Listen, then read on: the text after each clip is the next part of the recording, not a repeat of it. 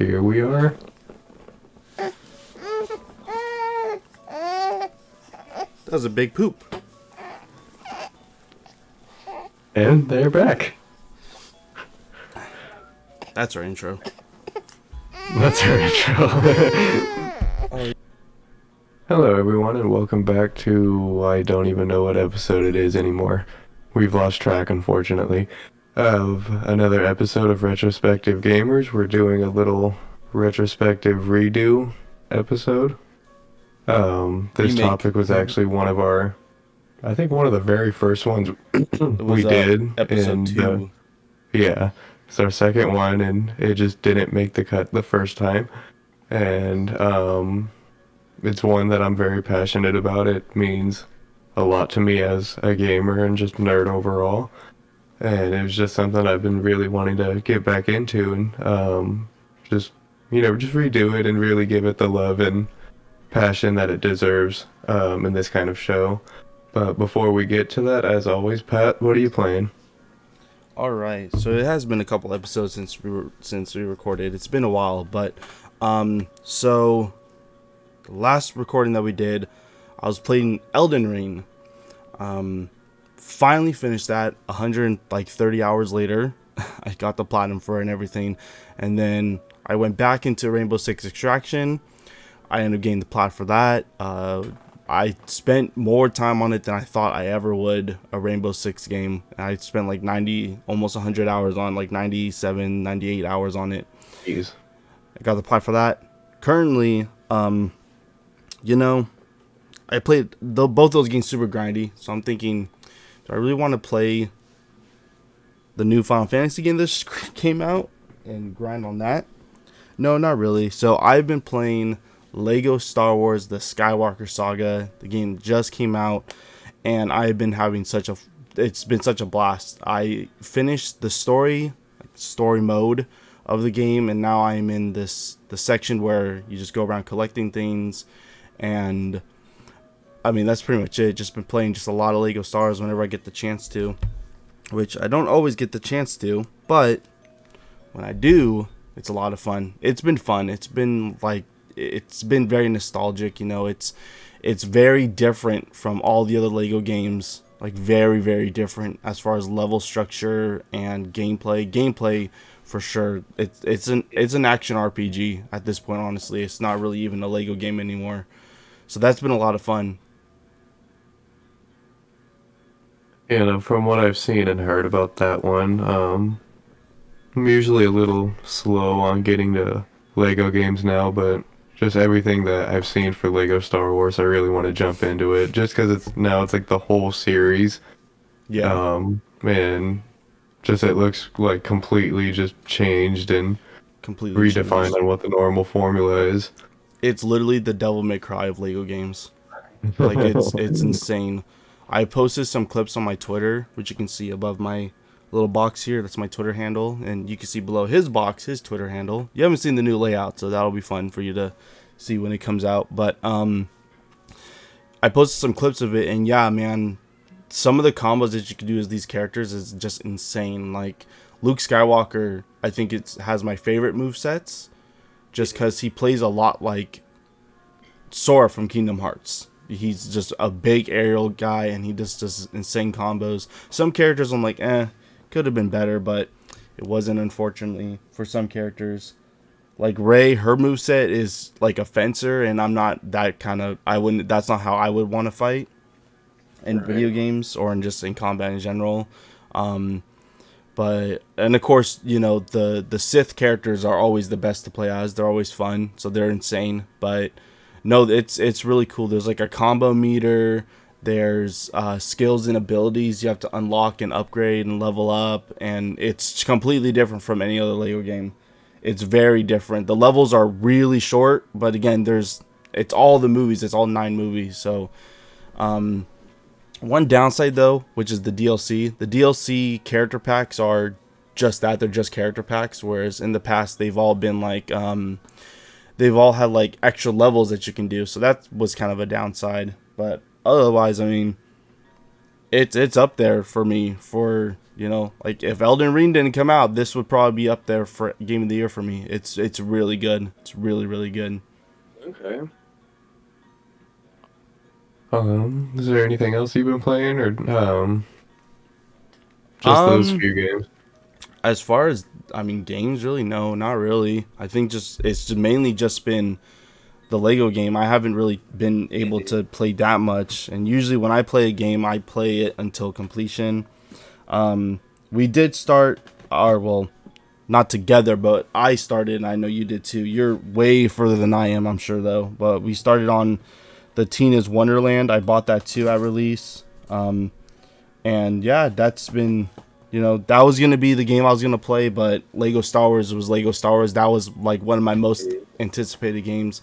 I pre-ordered that game, God, back in like 2019 or 2020. Yeah. I pre-ordered that like the day I pre-ordered that before the PS5 was even announced, and that got announced in 2020. So put that into perspective. I've had that pre-order since then. I got the deluxe edition for PS4, and then the PS5 was announced. Before I even got the PS5, I was that confident that I was gonna be able to get one at release. But we all saw how that turned out.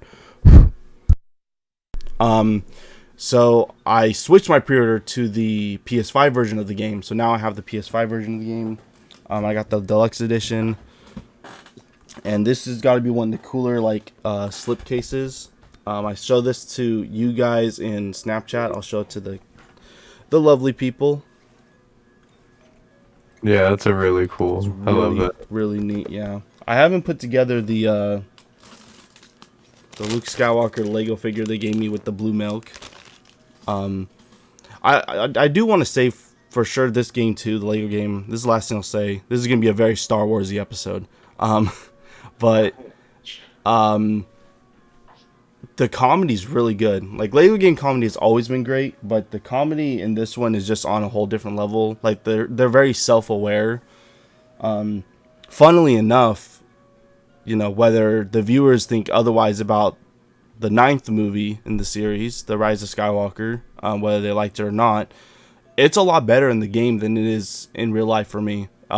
It's just better. They cut out all the crap, and there's just some really cool things. My favorite is, I think, out of all the episodes, when I sit down and look at them all, The Last Jedi is my favorite because you do the fight in the Red Room, and I'm sure it's different if you're doing it like with a companion with a friend, doing it like co-op style. But when I was doing it for single player, you would start out the fight as Rey, and after you would take out one of the guards, took down their health bar, it would automatically switch you to Kylo, and you wouldn't be able to switch back and forth between the characters freely. You would have to. It's like a sequence type thing. I just thought that was Okay. really neat. They did the Yeah. same thing in Rise of Skywalker with the final fight with Ben Solo, or Kylo Ren turned back into Ben Solo, and then Rey, and you would go back and forth. Rey would fight like guards and the Emperor, and then Kylo would fight the Knights of Ren, which is super cool. And all the Knights of Ren are playable as well. You have to buy them; they're pretty expensive, to be honest. But all in all, I mean, there's it's just more Lego Star Wars. I think, you know, the prequels are hit and miss for me in these. Like some of the levels are just I don't know why they made those decisions. Like they brought back the pod race from episode 1 in the game from the original, but it's in first person. So driving through and trying to get collectibles and do all the things, it's more challenging because it's in a first person view opposed to the top down, like it has been in the original games or in just any other Lego game. So that was a definite weird choice. I think episode 2, Attack of the Clones, was probably my least favorite. I just didn't enjoy playing it. Much like the movie, I don't really enjoy watching that, but I don't know. I don't really have a lot to say. It was a day one for me. Would still say for people, dude, this is a day one. You gotta buy this game. Whether you get the deluxe edition where you get all the character packs, where you can play as the Mandalorian, which is cool. You have the Rogue One skins, you have the Bad Batch skins, and you get the classic skins. So you have like the yellow, where like Legos used to be yellow. You have the yellow characters coming back. It's really cool. There's a lot of detail to it. It's really just the combat is just so much different. It's insane. There's actual health bars, so the hearts in past little games, those aren't a thing anymore. It's like an actual health bar. It's weird. It's weird. It shows you like it shows you the damage numbers. So when you hit someone, it shows like how much damage you did, like an Cool. RPG. It's insane. They really went all out, and I'm very happy with the end result. So I've just been playing that. I'm going through all the levels again to try to plat the game, and that's pretty much all. That's been the only game I've been playing. I don't usually like to bounce back and forth between games at a time. I rather just stick with one game, finish it. When I finish, I'll start my next game. Yeah, well, speaking of bouncing back and forth between games, that's exactly what I've been doing. Mostly it's been, like you mentioned it, Tiny Tina's Wonderlands. Um, I have actually two characters going now. One is Oh Jesus! pretty much max level, just ready to, like, I'm just been trying to get to max to do the final boss and get like all the best like loot and all that. Hmm. And then actually the second character was I started that one to play with Morg, so like she Okay. has her own character going and we're pretty much almost at the same point. We're like, because the level cap is 40 and we're like I Yeah. think mid 30s at this point Yeah. and just pretty much doing the same thing. Surprisingly, the first DLC dropped 2 days ago. I don't know if you saw that, I but did. Yeah. Uh huh. um, that might be something we're gonna jump into eventually. Honestly, we've just been working through it, just kind of doing the same Borderlands thing as it is now. Right. But I mean, it's been fun. It's just it's so different from like Borderlands itself that I'm actually enjoying it. Yeah. For sure. So it's just I think it's just the whole like kind of fantasy like D&D type thing just really kind of changed it up enough for me and the classes are really fun to play. So been just having fun on that and then other than that I as you saw picked up Ghostwire Tokyo. I did. Yes. Yeah. I just went out for it, got the whole steelbook for it. I mean, it's a pretty cool little thing. I enjoy it. But it's fun. Actually, Ghostwire and Wonderlands came out on the same day, and I was originally gonna go for Ghostwire and kind of just let Wonderlands go until there was a sale. Yeah. But um, just ended up being that you were getting the game, and then my brother was getting it, and since there was finally crossplay for it, it was just might as well just get Wonderlands. Probably end up Hmm. playing that one more. But no, Ghostwire is pretty fun. I'm really enjoying it. It's definitely a little bit, I guess, different in a way. Just because of how like everything works in it. The combat's really interesting. It's kind of challenging at times, and then other times it's just really simple. Um, but no, overall it's a pretty fun game. I'm really enjoying it. The story is very interesting. Um, I ended up just deciding to play through that free little like prelude um, Hmm. story thing that they released for it. It was just like a little 30-minute like visual novel kind of thing, just explaining like the backstory to some of the characters that you eventually meet throughout the main story of Ghostwire, and kind of just how they're all interconnected and like the mystery of what's going on. Right. But yeah, other than that, I haven't really been playing much else. That's cool. Those are just the two games that have had me uh held on with them. Yeah, I think Ghostwire. I was on the flip side of that where I was like, I'll wait for Ghostwire to drop down in like price, and then I'll get it. It looks cool. It looks interesting. I mean, that type of stuff, like, that's something I would normally get into, but with everything else coming out, because when the pre-orders opened up for Tiny Tina's Wonderland, that was like a day one buy for me. So I got that pretty much almost immediately, and it's been pretty cool. I've enjoyed what I've only played like maybe an hour of it, and I was super into it. I was like, this is legit. This is awesome, and yeah, I was very much like, yeah, I'm gonna enjoy this a lot. I'm gonna very much enjoy this.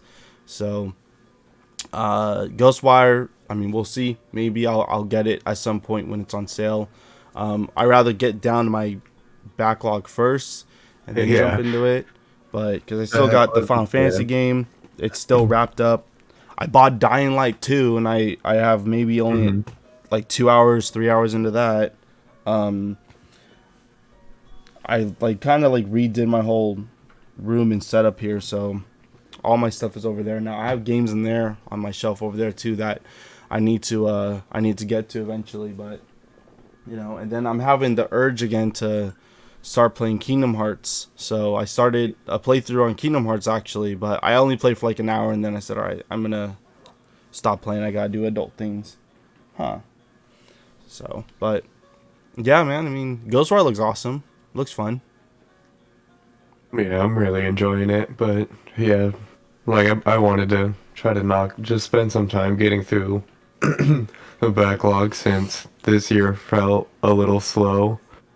But like here I'm sitting with, I still got to go back and finish Kana. I have Lost in Random, Same. just a whole bunch of stuff that like just picked up just 'cause why not, and then ended up getting something else or doing something else, and so there's just a lot there I need to just go back and do. And Yeah. plus, a lot of my space is starting to just go down, so I want to start making room.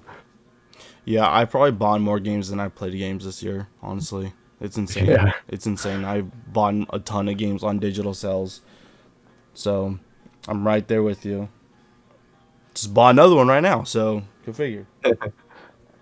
It's gonna take forever to download, so we won't be able to put that in. But oh well, I'll All still play right. it. I'll still play Um, it. Other than that, I think we should just go ahead, jump into the topic today. Absolutely. And so, without, just to go ahead and get into it, today we're going to be talking about my personal favorite game of all time. It was released on the original Xbox in 2003, and it came just at a time as I just so happened to be getting into another major, like pop culture franchise, and it is Star Wars: Knights of the Old Republic. Um, yeah, so this game was, um, I think it was honestly not one of the first, but one of like the earliest Xbox games I had ever gotten. Um, I just remember that around, because I had to be, I think 6 or so when it came out, and that was just right around the time where, when I was a kid, my mom would always, have us watch like a lot of movies that like were, special to her, and or she just like really enjoyed and all that, and she just happened to, or just based on like at the time I was starting to get into like StarCraft and a lot of like kind of like light science fiction stuff. Not saying that StarCraft is light, but kind of Yeah. that's that whole genre of like fiction and media and all that. And so she sits me down and she's like, "Hey, we're gonna watch this movie called Star Wars. You're probably gonna like it." And sure enough, I really enjoyed it. I um sit there pretty much constantly just rewatch the original trilogy. And so getting into video games and playing all that. Um, Honestly, I remember getting the game. I just don't know where or when. But I just remember, one of the times going out, just going to buy a video game for whatever reason. I just happen, look at the shelf and go like, hey, look, that one has the lightsabers. It's Star Wars. Like, what is this? Mm-hmm. And, didn't have, any of like the known characters at the time, like Luke or Anakin, Darth Vader, all that. It was just a complete different, like just random characters and, wasn't connected to um, the movie franchise at all. And so it was just, immediately drew my attention because it was like, I just get to experience more like Star Wars stuff. This is new, Yeah. it should be fun.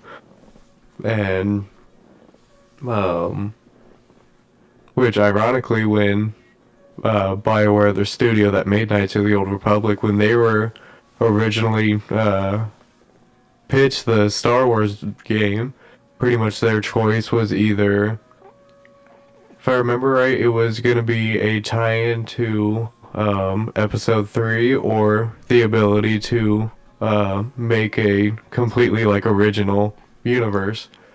And, anybody that is given that opportunity, they're obviously going to pick the right one and go, let's make our own original Star Wars story. Yeah.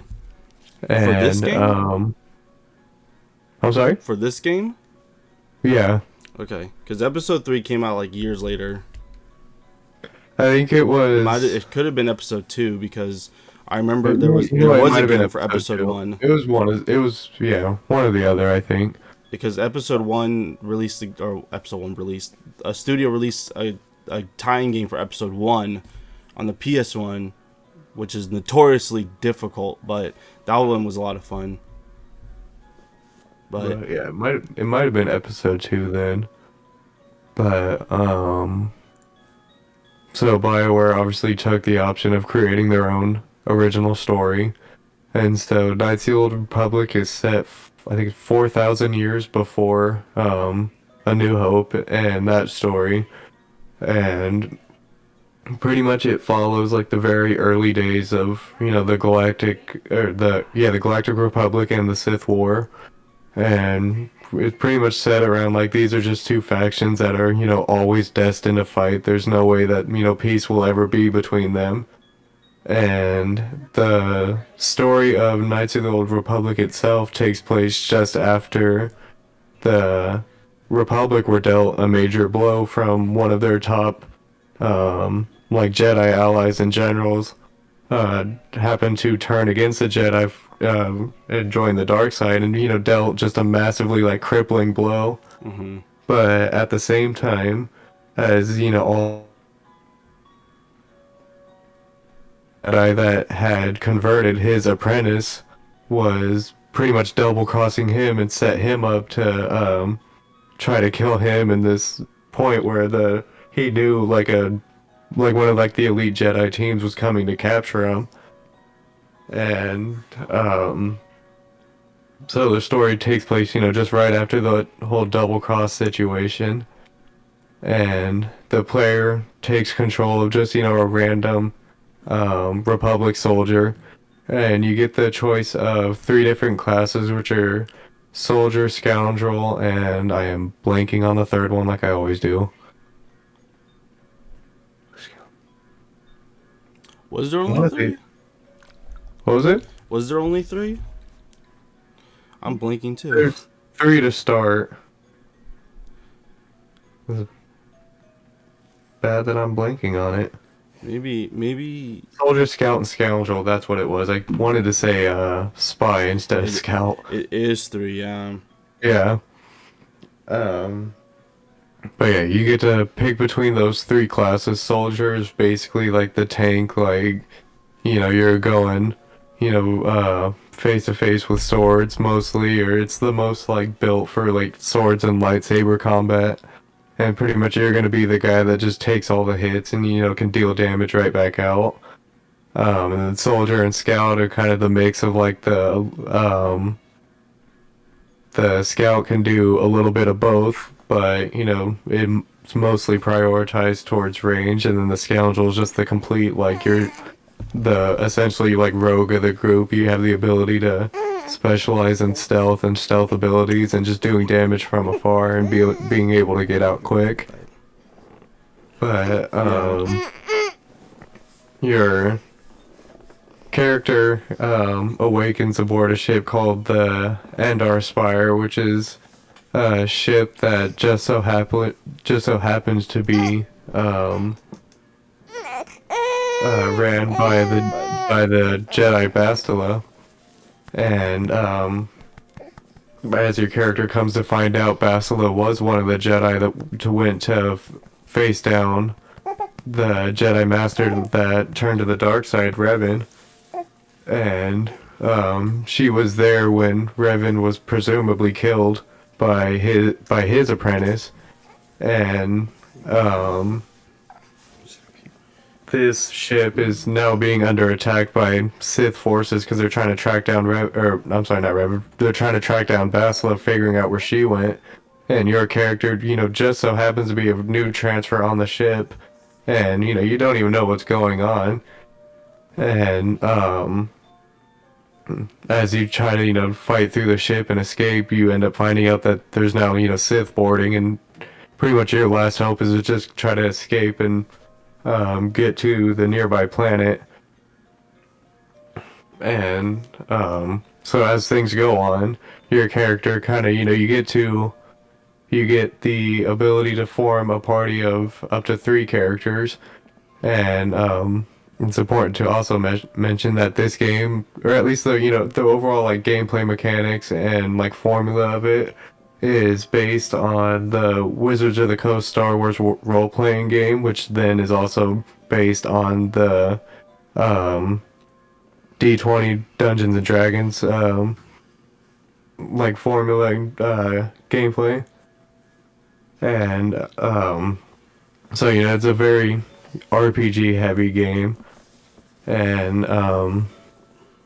you have your party of 3 consists of you and 2 other members, and you get the choice of up to 9 companions overall, at least throughout the game total, and there are changes that can happen within that party depending on if you decide to like if you decide to play your character more towards the light side of the force or the dark side. And so some of these changes could be like some characters that are more, if you choose to go dark side, some characters that are more like that are more tuned to the light side will start kind of like having problems with the choices that you're making throughout the game, and they can actually get up to the point where they confront you about it and leave the party. And if you manage to escalate things up to a certain point, they will eventually fight you at a certain point of the game, just because they've gotten just so like disgusted by your actions, and they just were at the point where they were going with you as all these things were happening, and it's just up to them to at least stop you. But and it's the same other way. It's just if you play your character more to the light side, the dark side characters are kind of just disappointed that you won't go with their options, and um, at some point, I think it's just essentially they just get like sick of you being such a good guy and just want to take you out for it. Some of the choices that happen throughout the game are just really interesting and can get pretty, on a spectrum from pretty just not really insane, but just like they can go pretty far at sometimes, and other times they're just like really like hilarious. Like just how would that even be a thing to happen? But um, yeah, the game has now it was released originally on the original Xbox. It's now on obviously Xbox, PC, technically the later like Xbox 360, Xbox One, Series S, all that through backwards compatibility. It is also on Switch now, and that was one that I recently played thanks to you. I think when it had come out for the Switch, you ended up picking it up for me as a gift, and I was really excited for that. Yeah, I made the port. I did everything. I went to the studio and I did all the work, solo job. Everyone should thank me that Knights of the Old Republic is now available on the Nintendo Switch on the eShop. Right. Um, Currently downloading right now. yeah, so Takes up the 12 gigs, so keep that in mind, listeners. yeah, Christ. pretty interesting. I forgot why exactly, but so yeah, the Switch port was developed by Aspire. I think it's Aspire Media. Yep. Um, who are actually very important in the let's just say lifetime of Knights of the Old Republic, and playing the Switch port. I personally think that's the best way to go with it, just because it's, Knights of the Old Republic is a very like legendary game. It's, constantly brought up as one of the best Star Wars games of all time, and there's a very important reason for that. Um, it's one of its some of its characters are some of the most like interesting or most popular ones throughout all of the extended universe, and um, kind of just the direction that the story goes and some of the twists and turns that occur throughout it. Were personally like some of the best that I had ever gone through. I mean, granted, the first time was at a young age where I really didn't have a lot of experience with stuff like that, but just constantly replaying it over the years and getting so much more like intake from different stories and medias where I have a more like formed sense of what a good story is, and just playing it, it's just it's still, even knowing what's coming, it's just the anticipation and the tension that leads into it is just still like just so fun to see and experience. And so it's just a very exciting game. um Aspire I has think, the full ability to do something really cool with this remake, and I really hope they do exactly what Square did with Final Fantasy VII, and they just blow it out of the water and just do something completely new. Give people yeah. something new to experience. Hmm. Obviously you want to try and stick to the like original story, and you want to stick to the original stuff that made it good, but while doing that, you want to give us something new. So we're not just replaying the old classic. Give us Right. something like, it's a remake. We want to see, give us a reimagining, not so much a remake. But I have full faith in them. It's going to be exciting. Um, that Yeah. and it being on PlayStation, at least for now only, that's a big deal too. So Yeah.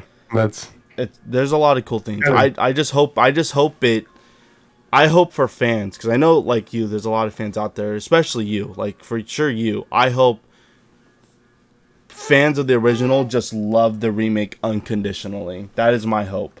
And then maybe it'll get people to get more into the series or right. because Yeah. there's two games in Knights of the Old Republic, and then you have the online MMO, which has a tie into that. There's just a lot of cool things. And I think that Aspire, if it's done right, they could do it. The only other developers I would say, hey, they could do it is Bluepoint. But Bluepoint would do just exactly that. They'll just do a remake of the original game. They won't do anything more. But I really want them to do what Square Enix did with Final Fantasy VII Remake in terms of like story. Go beyond, push the limit, do something with Yeah. it. I think that would be really interesting and cool. I mean, obviously with combat, I can't imagine they're gonna do the combat style they did in the original one. I'd imagine they're gonna go very much into real time. Yeah. Some people will really like that and will really want that, and others will be like, no, I like the turn based. I like queuing up abilities and skills. I like doing that kind of stuff. It really just depends on the person, I guess. But I mean, for the most part, I'm big on turn based. I mean, my favorite game is nothing but turn based. So, go figure. But yeah, Aspar Yeah. has the full ability to do something really cool. Because this isn't, I look at this game, this is a game you don't touch. It's one of those like greats that you just do not touch. I'm not personally a super big fan of it. But that's also because like with BioWare, obviously this is years later they came up with Dragon Age, and that's the kind of environment and storytelling, not really storytelling, but like I guess the world.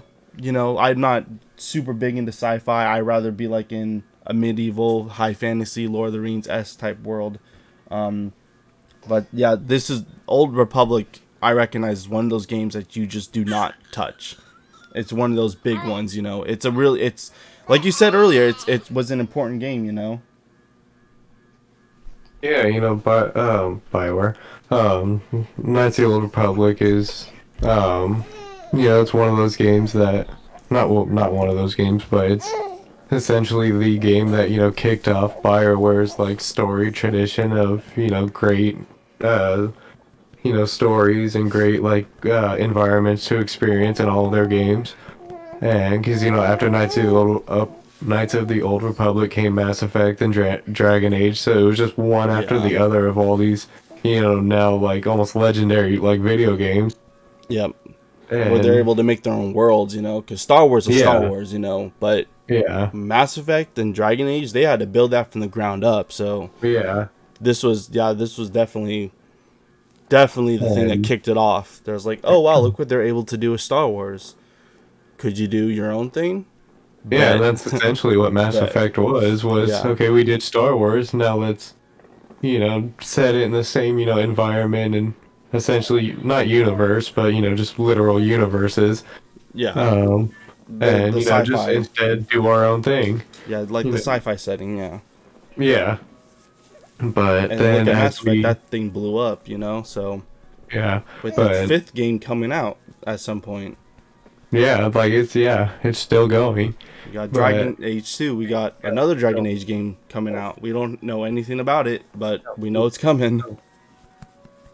yeah, and so as we learned last year at the PlayStation Experience, Aspire is doing a full remake of Knights of the Old Republic, um, which is a very interesting move. Mostly is as far as I know, they've never actually developed their own video game. They've always did mostly like remasters or ports and all that. Hmm. And they're honestly really just known for being the Star Wars port studio. Yeah. Um, but yeah, they're doing a full remake. They already confirmed that they're following, they're following and respecting the overall story, but they are making, just updated like changes and Yeah. kind of adding more to it through like side quests and kind of just more like active interactions in the worlds that you go to, and just essentially giving the player like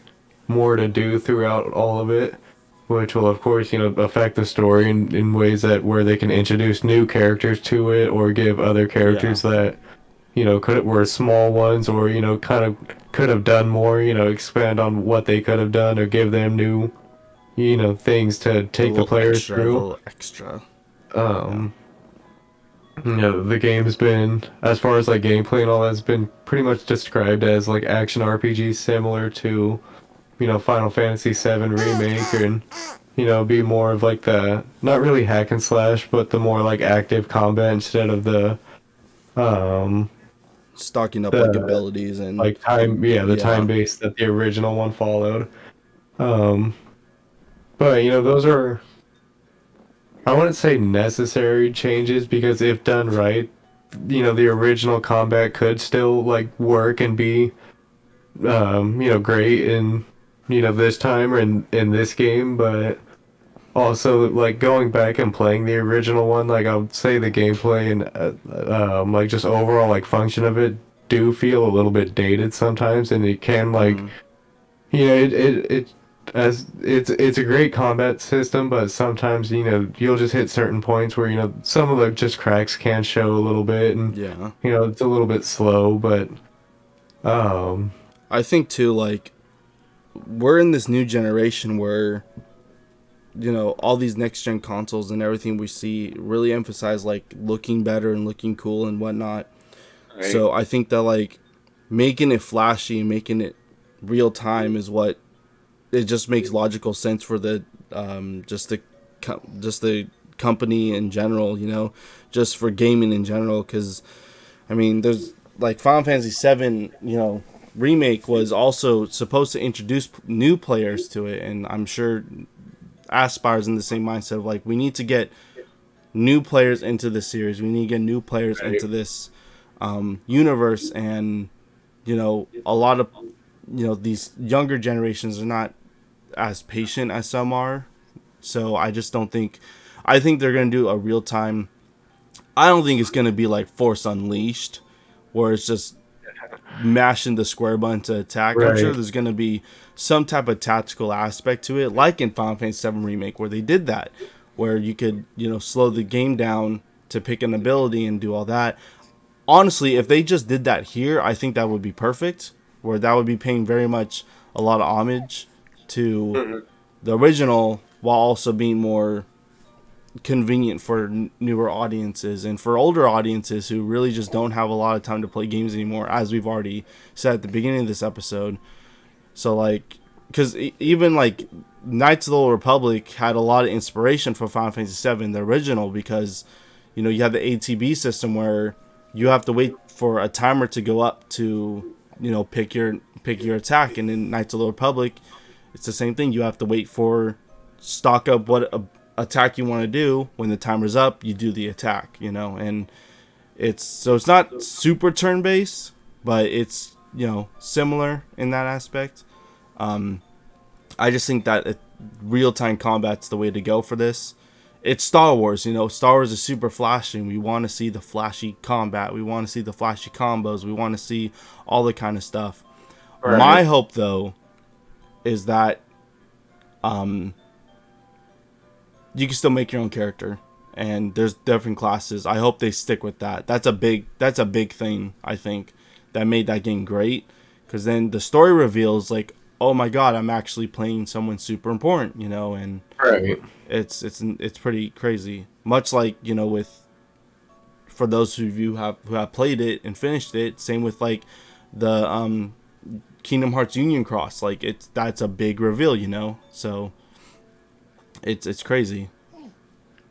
Yeah, um that was always one of the most um like fun things about it was just having that option to be able to Yeah, like go in and just at first thinking that like, oh, I'm just my own person, just yeah, my own place in this universe, in this uh like lore, and then all of a sudden finding out like, oh no, this character means like so much more. Like, it's essentially like I played like a much more like pivotal role in the galaxy than I yeah. was intending, or that I thought I could. Oh yeah, for sure. And so it's just I love that twist so much because just the way it's built up, and um it's just one of those things where as you kind of get close to it, and when it's eventually revealed, you realize that they've literally been hinting it at you the entire time Yeah. through like just very like carefully written dialogue, or sometimes like glaringly obvious like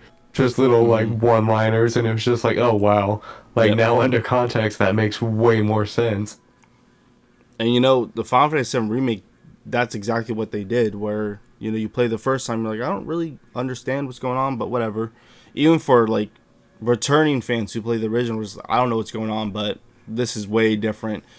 Come to Yeah. the end, you're like, oh, the big reveal comes and the twist happens, and it's like, oh, that makes sense. Now I understand. You go back and play, it's like, holy shit, it was right there. It was literally right there in front of me. So I think that's really cool. I think that's something that they have to keep in. I think. Yeah.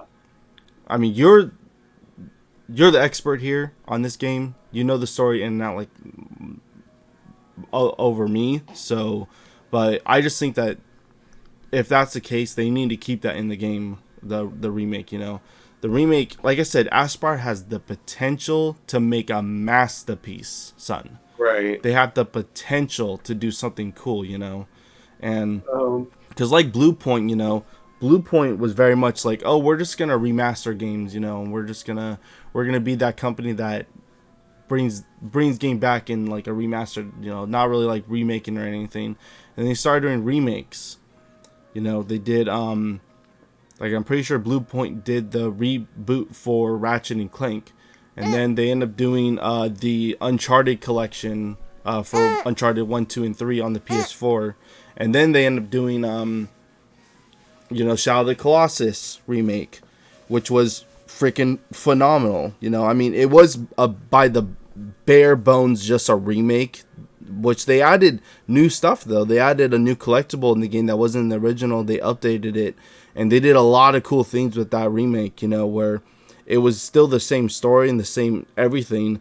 They just added little extra things in it that made it just like, wow, I'm kind of playing something new, but it's also the same thing. And then of course Demon Souls, I can praise that all day long. That remake, it's insane. They also added little details and new things to that game that wasn't in the original. So I just think Aspyr has the potential. We've seen it done before.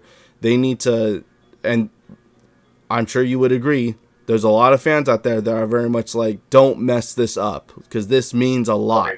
Not even just for the fans, but just in gaming as a whole. This, like I said, you don't touch this game. It's that good. Yeah. It's one of those.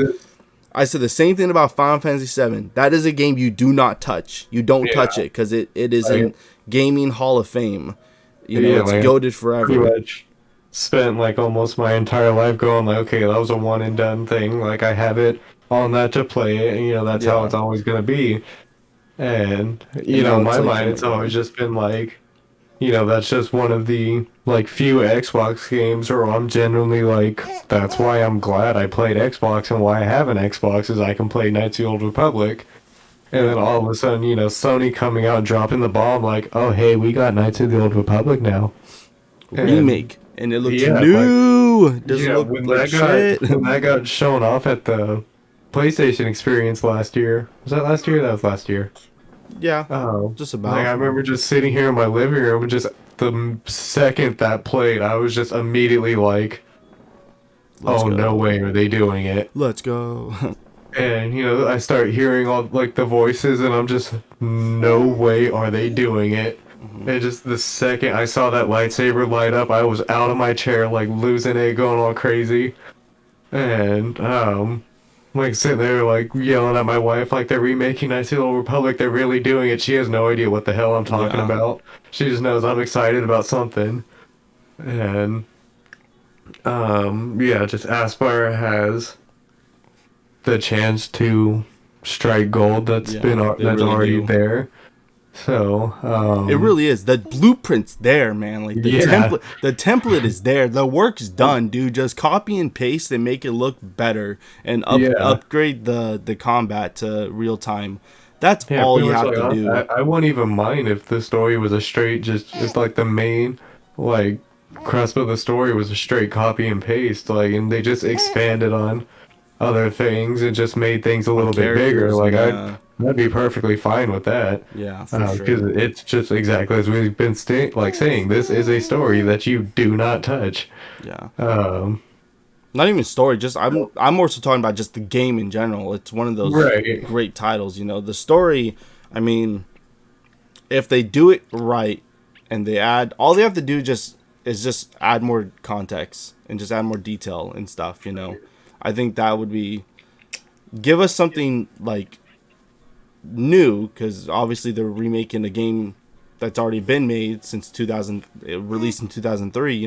We know this story, so the question is, what if you're remaking this game, what more could you show us or tell us that we already don't know? And I think that's a big factor, is like with Final Fantasy VII Remake, we already know the story of Final Fantasy VII. What more are you going to tell us with this remake? And they had a lot to say and a lot of cool, new, interesting things. For Star Wars, I hope they don't go that route of like multiverse type thing. For those of you that haven't played Final Fantasy VII Remake, which you probably should have at this point, honestly. I don't know what your deal is. But, I don't want them to go necessarily in that route, but do something grandier, with the story, because I guess the template's already there. The blueprint is there, my friends at Aspyr. It's already there. You're set. You can make this in like a year maybe, and it'd be good to go. Obviously, take your time though. Like, take your time. And I think the biggest opportunity as far as doing something new with the story is if Aspyr was willing to well, not maybe not willing, but if new additions or whatever that they did to the story was that they actually went back and dipped into like the Mandalorian Wars and kind of Mm-hmm. show the players like the fall of Revan rather than having the story being told to them as they're learning it. Yeah. As the characters learning it, it's more of like, hey, instead of telling you, we're just gonna let you experience it. Right. Yeah. Here's, Revan at, a very important time of his life where, he was trained one thing and that's starting to break away. And one thing that would be absolutely incredible to see in a game is pretty much in the story of Revan, one of his biggest or one of the biggest tragedies that occurred by his hand was the use of what was called the mass shadow generator over the Mm-hmm. planet of Malachor. And pretty much the mass shadow generator is Star Wars is like one of Star Wars' super weapon. Yeah. But this one it pretty much completely disrupts think it disrupts like gravity and like just gravitational pull of planets and all that. Yeah. Um, and pretty much what happens is um, Revan basically uses it as bait for the Mandalorians, and one of his top generals that is named Mitra Surik, who's actually the character you play as in the second game in Knights of the Old Republic 2. And, well, that's the canon character. But pretty much she detonates it and basically destroys an entire planet and kills thousands and thousands of people. And it's kind of like one of the big things where um, a lot of people attribute it to, oh, that's something that Revan did, and, that's why we need to stop him. Like, actually being able to see that as, like, a player and, getting to experience, like, everything that's happening in that moment would be, like, incredible to be able to see. But that's just if Aspire is willing, or was willing to, expand the story in that way, kind of giving us more of, Revan's story and what led up to the events of Knights of the Old Republic. Because pretty much all they show you is the confrontation between Bastel and Revan, and then Malik, Revan's apprentice, um, turning on Revan. That's all you get to see, and then pretty much the rest of it is other characters just explaining what Revan's done or just who he was.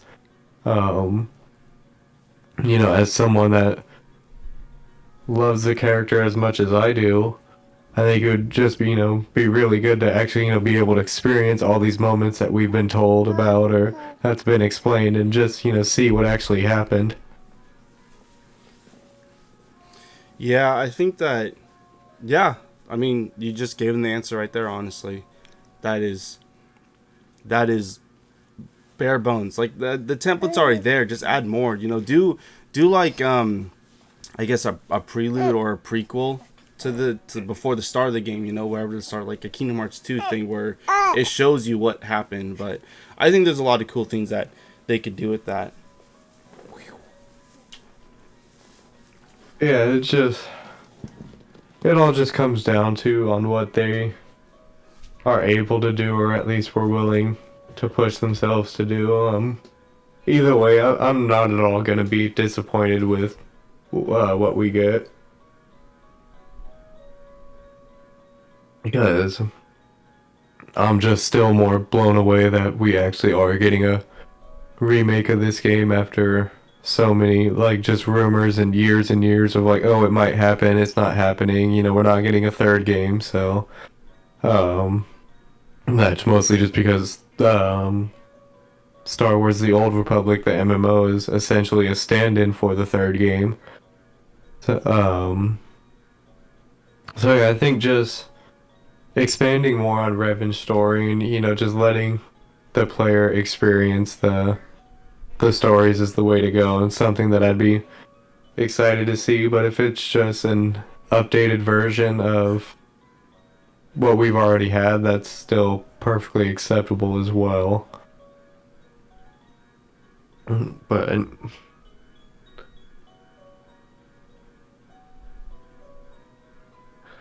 um Okay.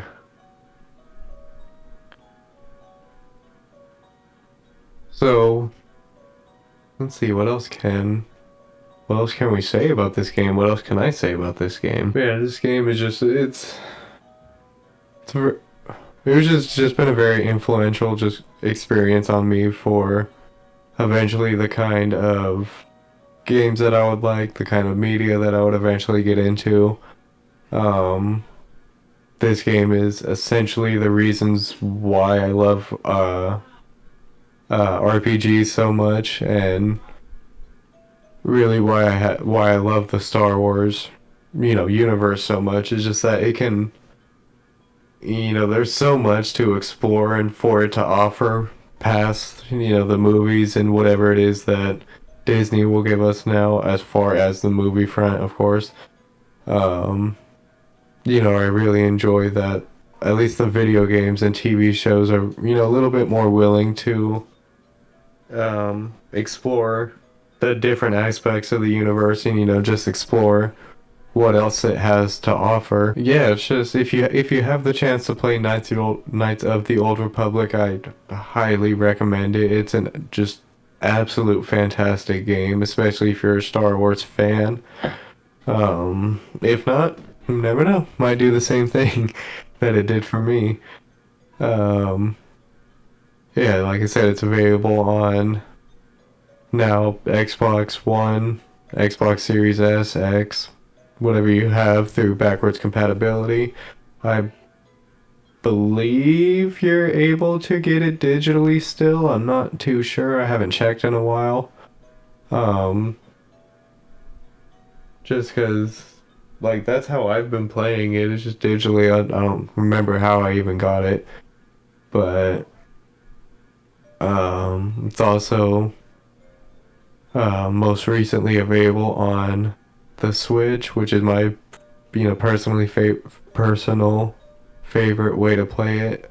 Just because, of course, the Switch is mobility and, the on-the-go gaming and all that. You get to experience such a great game wherever you go. Pat went off to deal with some fatherly duties, it seems, so we've both been insanely busy lately, unfortunately, so it's just been hard finding time to be able to do this, but we do it when we can.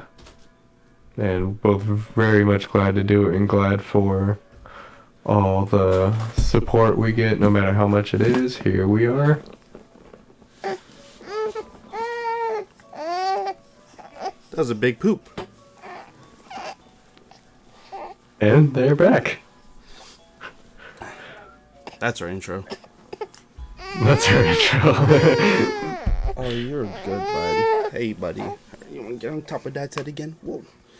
All right. Alright. 9 minutes left. Damn.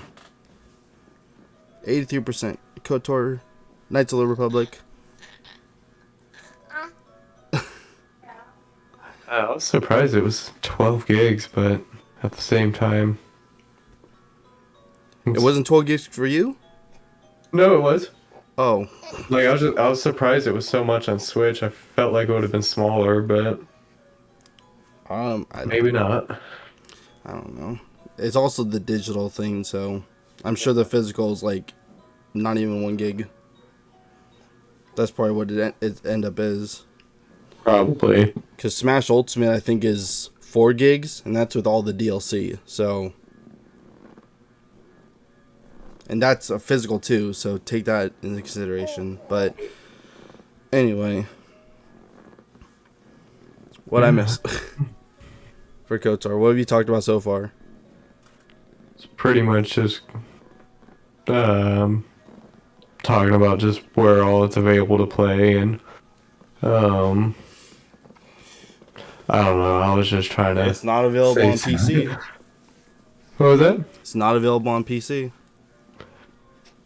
True. Yeah. I mean, it technically is, but it is not recommended to play because the PC version of Knights of the Old Republic 1 is completely broken, unfortunately. And yet, here's another kudos to Aspire. The Switch is the PC port, just reconfigured to run on Switch, and it runs so much better. So, you know, the And you game could take it good on the hands. go. Like, Yeah. If they fix the insanely broken PC version to make it run on the Nintendo Switch, I am not worried about the remake at all. yeah. Yeah, I But think shit, I that's the just statement put right it there, in, honestly. yeah, put it in context. I have owned Knights of the Old Republic on every platform that it's available on except mobile. Because yeah, it's available on phones I too. can Forgot to mention that. imagine you need a freaking iPad to play that. Or a But Kindle Fire, I guess, I don't know. Whatever it can um, run on. That's insane. yeah, when you play the PC version, you would get into a fight, and then your character would just be stuck there. You would not be able to move after a fight. And at first, it doesn't happen that often, but as you get more and more into the games, it quite literally starts happening after every single fight. And the only way to get out of it is to save your game and either exit it or just try to load back in and hope it fixes it. And And hope. so, And yeah, hope. don't play it on the PC, play it on the Switch or the Xbox. And for Uh, $15, what a steal. right, yeah. Not sponsored by Nintendo.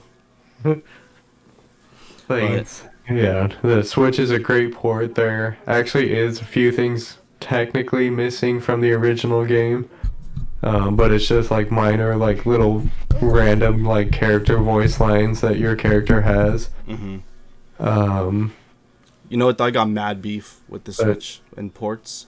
Because my favorite game, Final Fantasy X, I'm wearing my new hoodie for Final Fantasy X. Also, they added a feature that isn't on any other version of the game on the Switch, and it's really frustrating. Basically, there's a whole tutorial at the beginning that it's a bunch of text boxes that explain like how the sphere grid system works and how you level up. It takes like 5 to 10 minutes just clicking through, maybe faster if you actually sit down and do it. You know, you can get it'll take you a while, but if anyway, the Switch port you can skip it entirely. And I don't know why that has not been added to the other games or the PS4 version of it, but whatever, I guess. So maybe I'll get it for the Switch. I've thought about getting it for the Switch just to do it, but just honestly, I want to see how it runs. That and just playing Final Fantasy X in my bed with my Switch would be pretty choice. But other than that, I mean that's literally the first thing I did with Knights of the Old yeah, Republic on Switch was I downloaded it and I played it in bed like just 'cause I imagine can. going on a plane ride or a long bus ride and just having Right. a game on your Switch to play, just sit down and do that with. Like that's what it's for. Yeah, I Speaking of mean, which, Square and Nintendo, you need to get on it on getting native ports for Kingdom Hearts and not that cloud version stuff because we're not having it. We need native ports. I don't know why you aren't. I don't know why you haven't done it already. I'm just saying. right. Just saying. That's my shame for today. Yeah, other than that, I don't really have much else to say other than I just really love this game. I mean, let me see if I can do this. I'm gonna have to stand up. I mean, I literally have the main character tattooed on me. What else do you have? You Hmm? have to reach to get it, but what else do you have? Oh, that is right. So while he's I, doing that venturous climb to get the thing, because he put it up there for whatever. Well, I know why he put it up there, but still. Um. Oh my goodness! Where did that come from? Whew. Oh, it's okay, bud. Okay, so let me guess. You pooped, and you pooped it all out. Let's feed. Let's put this bottle in.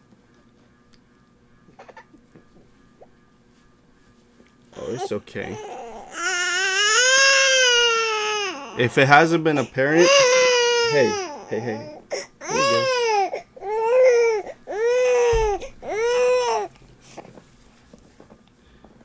Dude, are you bipolar? Oh, sorry. That was rude. Here, you can get up on here again. It hurts my neck, but it's fine. It's like a whole new world. Oh, yeah, there it is. just did a slow little crawl up, but yes, I Crawl. have the In Star Wars, replica of they Revan's go. lightsaber, which That's was what they do in actually Star gifted to Wars. me by you. So thank you very much for that. He doesn't have the blade in, but the blade Okay. is purple and red, and you can switch. It's pretty sick. I wish Yeah. I had it for myself. It's the nice ones. And then, oh yeah, also limited run games, dude. What's going on, man? If you guys see this, what's happening? Because I pre-ordered that freaking Master Collector's Edition of Knights of the Revan, whatever, and they're still not. It still hasn't even been shipped. They have this weird system where like, They like oh sell my up to a goodness, certain amount or like for a certain time limit, and then they start it's production after it ends. well, so once it sells out, which I don't know if it even has yet. I think it has. It's Yeah. like 6 months. Go. It's 6 months Go. after. Go. So 6 months later, it pops up. Hey, what's the matter? Yeah, no, it's So no, I don't know just go when it's ahead. coming, but I got that. I got that for you. We have that in a different episode. I think I don't remember. The episode's just kind of melded in my head now.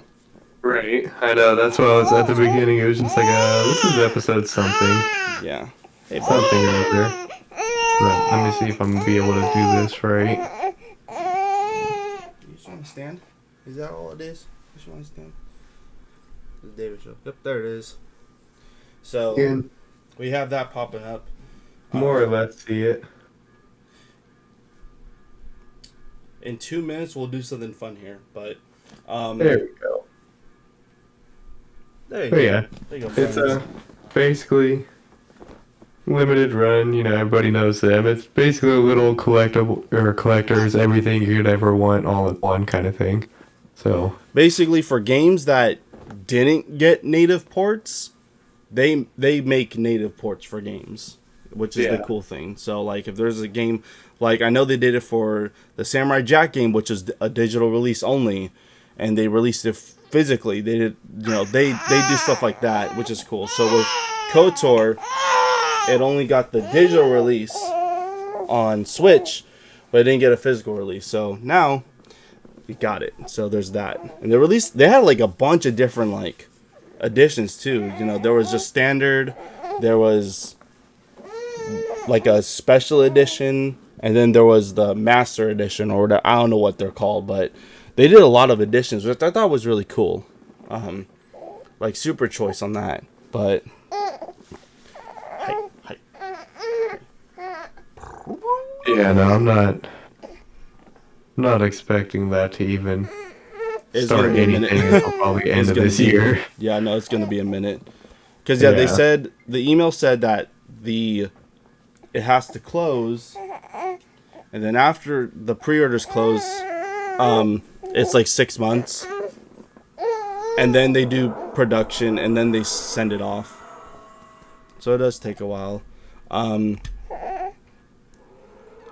What are some like? Goodness, this is loud. Is that loud, bud? Sorry, let me turn my TV down. And then we're gonna do this. I'm gonna flip my thing off. Check it. Oh. Know why it's not doing that. Anyway, but KOTOR, yeah, definitely has a lot of cool stuff behind it. And I think that it's not working. Oh well.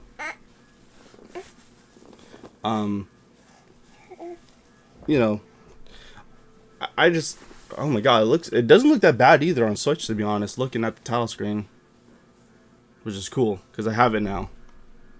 Oh, did you just start it up? Yeah, I was trying to switch my camera to it, but it's not working for some reason. Huh, that's okay. It was working earlier, so I don't know what's going on with that. Unless something got unplugged. I think that's what it is. But anyway, can I get my camera back on? There we go.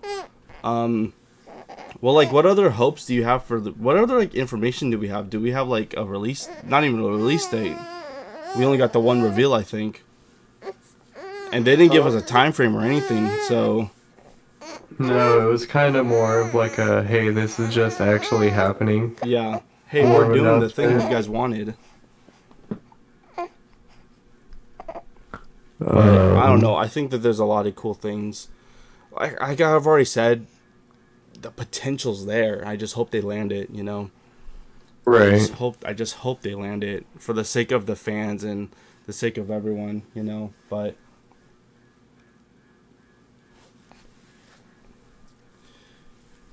I think that there's just so much cool things, and Yeah, as far as I I know, part of there's me, no.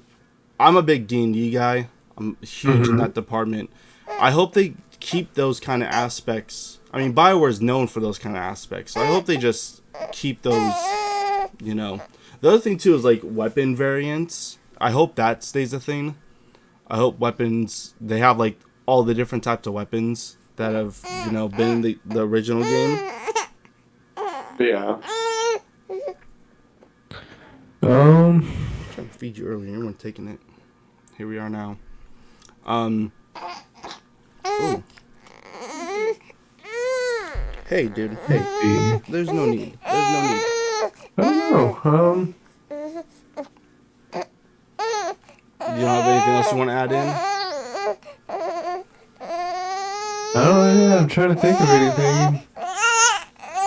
Just not too sure. We'll stand, man. You can I think just I'm more of just excited to see of what is to come, and um, I We know know we're nothing. probably a year or two off from the game still, or at least I hope so. So, Yeah, we don't know anything. We're in the dark. um, I just hope that the the game itself reflects everything that we've heard about it, as far as them saying that they're treating it with the respect it deserves. I don't know what's going on in my house right now. Um, That's okay. I'm going with the um, screaming baby. Huh, son? You doing good? but I mean, yeah, just See. other than that, I'm just excited to be able to get to play it again, really, and at least a more like updated and fresh version, Would and on you would you PlayStation. would you want a port of Knights of the Old Republic 2? On the second game, Yeah. yeah, just because I also really like the second one. That one was made by Obsidian, Mm-hmm. and the second game, honestly, it's just the combat and the important things about the game is just more the same. Just they slightly improved some things that needed it from the original, like just formula and gameplay. The story's very interesting. It follows Mitra, who I mentioned earlier, is one of like Revan's top generals during the Mandalorian Wars, and kind of just explains her connection to Revan, and her whole story ends up unfolding with just trying to be her trying to figure out what happened to Revan after the events of the first game. So I think I'd really like to see a port of it, although it does run very well on PC. I've been playing it here and there, Okay. um, when I have some free time. So it's always available on the PC version for those that can play it that way. So, but I mean, me porting it to the Switch would be the same reason, just having that same freedom to play it wherever and whenever. So, Honestly, they should just put on PlayStation with trophy support. I yeah, don't know why they didn't do that in the first place, but I don't. This is the same thing as I wish they would port Knights of the Old Republic one over to the well, that's what I PlayStation as mean. well. That way, Is that's what I meant is the first one. I don't know why yeah. they just Oh, didn't do that in okay. the first place. Because like Um, yeah. That way, people on PlayStation that have always been on PlayStation or that are can always get gonna be ready on PlayStation get to experience the original story and get ready for the and remake. either appreciate or hopefully not like the remake. But I just want more people to be able to experience the original version, and Oh yeah, I think putting it on PlayStation would be. I mean, that's the only choice left. at this point it's on damn near everything else. If they could put on a phone, come on, they can get on Right. PlayStation. It's probably just a licensing thing, unfortunately, Probably. but that's okay. I guess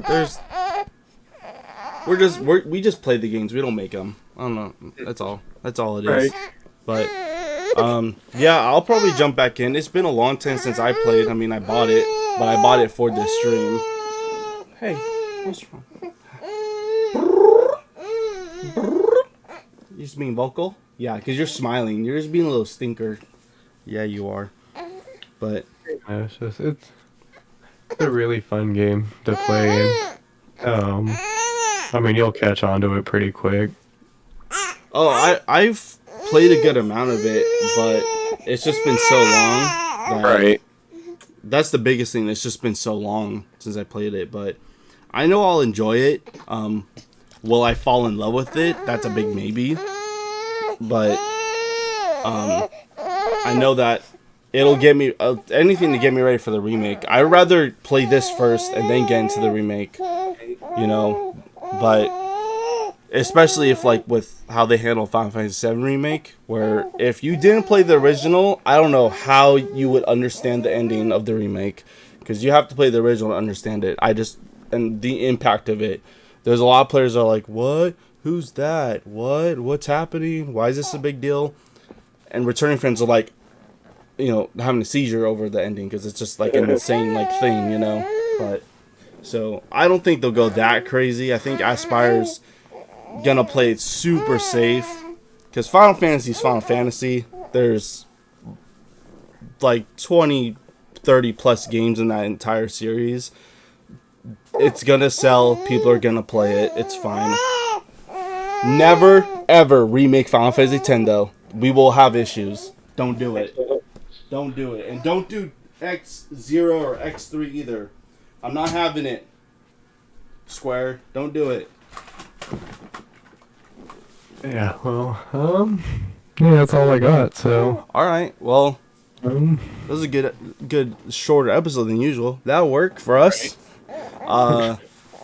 Well, if that's all you have, I mean, I don't really have a lot on this game. You're really the expert here, but It's just Revan has ended up just becoming a quite honestly legendary Star Wars character. I mean, it's obviously set in the same universe, but in Star Wars and the Old Republic, the MMO, there was eventually an expansion that was all dedicated to him and brought him back into the